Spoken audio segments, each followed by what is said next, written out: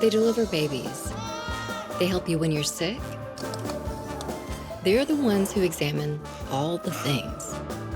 Doctors keep our health in check, and they spend years of training to do it.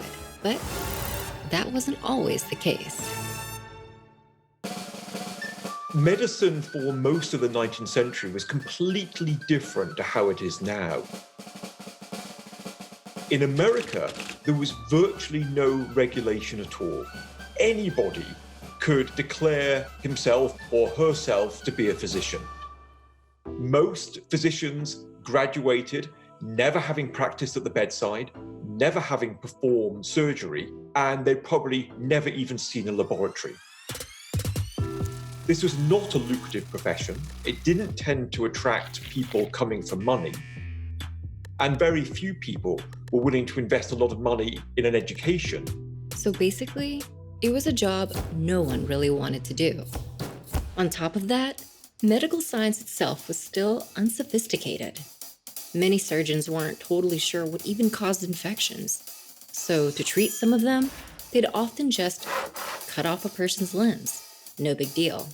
They were also pretty meh about keeping their practice sterile. If you're a surgeon in the 1860s, the 1870s, you might well try and keep your wards clean and the surgical table cleanish. Yep, ish. You're very likely to be operating in a leather apron which is stained and encrusted with blood and other bodily fluids which have accumulated over perhaps decades. In fact, many surgeons would wear their bloody leather apron as a badge of honor because it revealed to everybody just how many operations you'd performed. It would take years before they learned how unsanitary this was and before they decided, hey, maybe we shouldn't do that.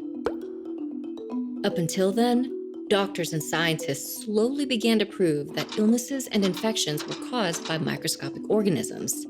This idea, called the germ theory, was a big deal at the time, but a lot of people didn't buy it. People would say there's absolutely no way that a tiny microscopic organism could possibly kill an organism as big as we are.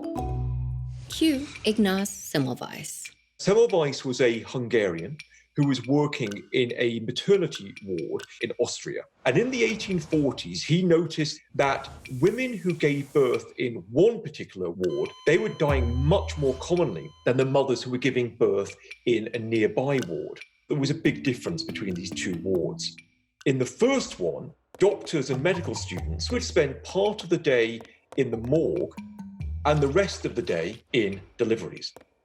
They were passing these germs from the corpses to the birthing women and leaving extraordinarily, tragically high numbers of babies without a mother. The other ward was run by nurses who did not participate in autopsies, and that's why those mothers were far, far less often dying.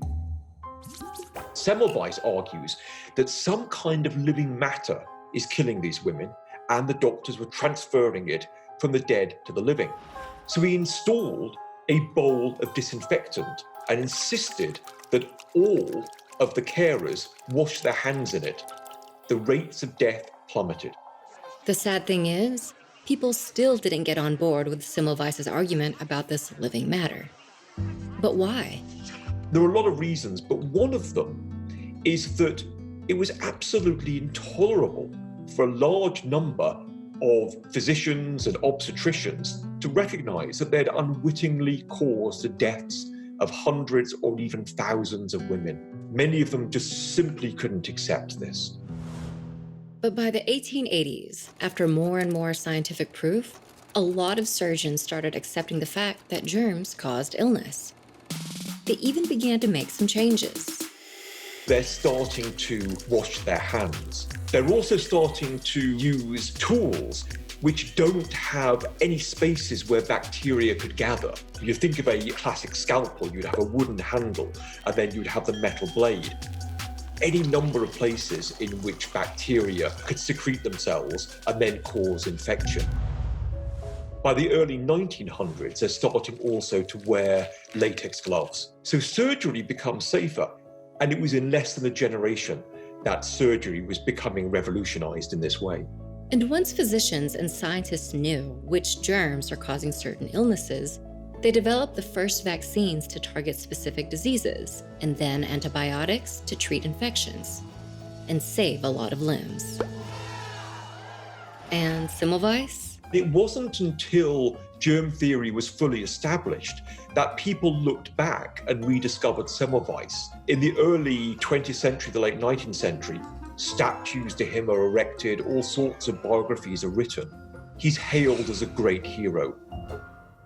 Once surgeons could guarantee a clean environment in which to operate, the entire field of surgery just blossoms, and it becomes the most prestigious field of medicine. You also see huge changes in the way doctors were trained.